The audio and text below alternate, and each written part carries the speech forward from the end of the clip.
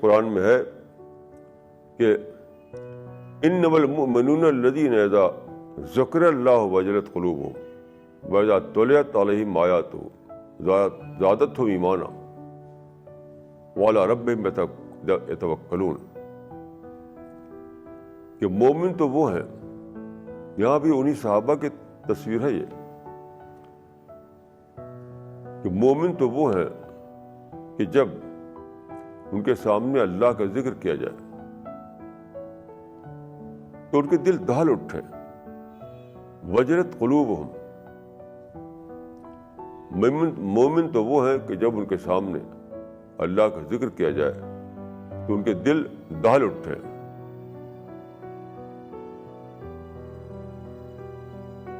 انما المؤمنون الذین اذا ذکر اللہ وجلت قلوبہم، دل اللہ کے نام سے کب دہل اٹھے گا؟ جب اللہ کو آپ نے ایک بہت بڑی چیز کے طور پر ڈسکور کیا ہو۔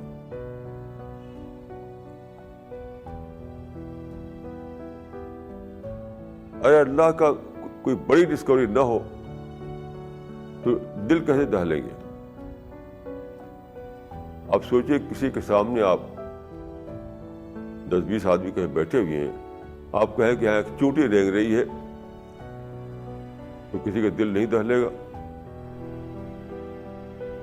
10-20 آدمی کہیں بیٹھے ہوئے ہیں اور آپ کہیں کہ یہاں چونٹی رینگ رہی ہے، تو کسی کا دل نہیں دہلے گا؟ لیکن اگر آپ کہیں کہ یہ دیکھو یہ تو شیر آ گیا، یہاں شیر گھسا ہے یہاں پر، تو سارے لوگ دہل اٹھیں گے۔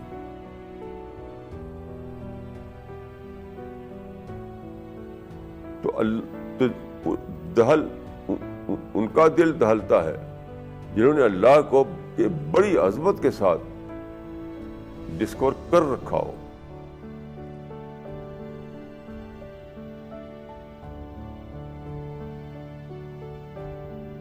یاد رکھیے، دل کا دہلنا سادہ طور پر نہیں ہوتا۔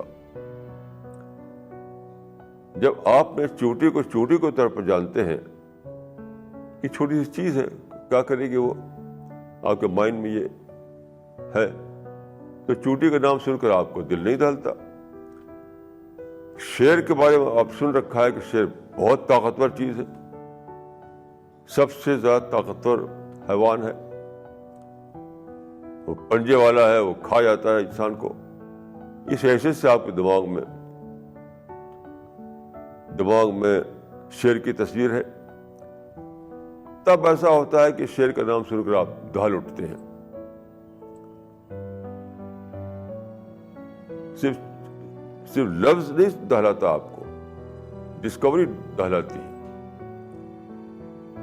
عزت لفظ اللہ نہیں دہلائے گا آپ کو، اللہ کی معرفت اتنے بڑے درجے میں ہوئی ہو، اتنے بڑے درجے میں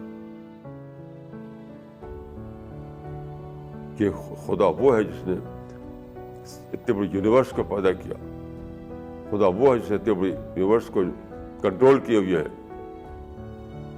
خدا وہ ہے جس نے زمین کو پیدا کیا، خدا وہ ہے جس نے زمین پر لائف سپورٹ سسٹم بنایا۔